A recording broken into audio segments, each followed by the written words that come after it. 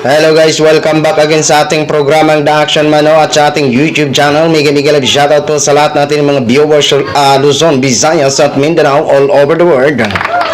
Muli naman po tayo nagbabalik sa ating panibagong video mga ka-action, mga kakampeng. Dahil may gusto lang ho ako na i-share sa inyo regarding po ito sa naging panawagan ng ating mga kababayan na mga DDS. Hindi ko alam kung bukas ba ang tinutukoy niya kasi Lunes bukas. Kasi ang alam ko kasi mga ka-action, magkakaroon ng rally na pamumunuan ni Attorney Insurrecto sa January pa, January 15. Correct me if I'm wrong. Hindi ko alam kung ang Lunes na tinutukoy niya is bukas. Ito po, nanawagan sa kanyang mga kapwa taga-suporta. Natataranta na po sila. Natataranta na po mga ka-action, mga kakamping. At mukha yatang baliktad itong sinasabi ng isang vlogger na ito. Ito yung malakas daw sa kanila. Malakas na vlogger. Malakas magbunga. Ito ho mga ka-action. Nakikita nyo po yan. Yan po ay si Father. At saka yung isa, si Sarah. Yung isa, si ano yan? Si Maui Spencer. Ito ay nakapost sa Paulo Duterte supporters. Ngayon, gin-post ni Maui, gin-share sa kanya. Tapos, nilagyan niya po ng caption. Basahin ko po ang naging caption ha. At ang ayan, mag-attach po sa screen na makita niyo po ha. Sabi ni Maui, mag-ingat po tayo sa Lunes. Bukas yata siguro, hindi ko alam. Ayan, mga kababayan, huwag pupunta sa EDSA sa Lunes. At kung pupunta man, huwag makikipag-away sa mga dadalo na nabudol at kasabwat ni Padre Damaso. Sabi niya sa mga kanyang mga kapwa supporters, huwag daw pumunta sa EDSA. Kung pumunta man, huwag daw makipag-away. Alam mo Maui, sabihin mo na lang ang mga kapwa mo na mga supporters, huwag kayo pumunta dahil mapapahiya ho tayo. Dahil baka mamaya hindi na kayo makita sa sobrang dami na sasama kay Father. Paki-ano na lang, paki-inform. Huwag na nilang subukan. Baka mapahiya lang kayo ha. Kasi alam naman namin ang nag-overnight diyan ilang piraso na lang. Siguro mga 4, 10. Tapos ang kinukunan ng mga tao, yung mga dumadaan na lang. Okay? Ito po mga ka-action, ang naging niya.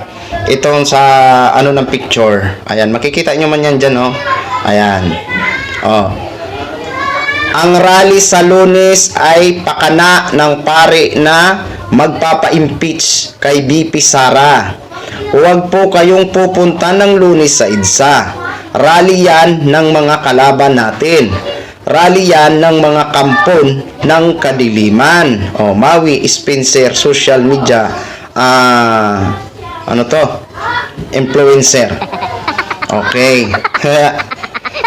Grabe, no? Binaliktad, rally daw ng mga kampo ng kadiliman. Alam mo, Maui, yung sinasabi mong kampo ng mga kadiliman, sino nga ba ang mahilig magmura? 'Di ba? Isa na rin yan ang mga kapwa mo mga vloggers. Lalong-lalo na ang inyong mga iniidolo. Diba? Part po yan ng words ng kadiliman. Huwag mo nang baliktarin. Huwag mo nang baliktarin. Pinapatamaan nyo lang ang sarili nyo, Maui. Maawa ka na ho. Tama lang yan ang panawagan mo. Huwag nyo nang subukan pumunta sa EDSA kung bukas man yan ang tinutukoy mo na araw ng Lunes. Baka hindi kayo makita sa dami ng supporters ni Padre Damaso. Di ba? Huwag na ho kayo. Mapapahiya lang talaga kayo, di ba? Hayaan nyo sa January. Talagang makikita nyo talagang full force dyan na pagrarally para patalsikin si Sara. Di ba?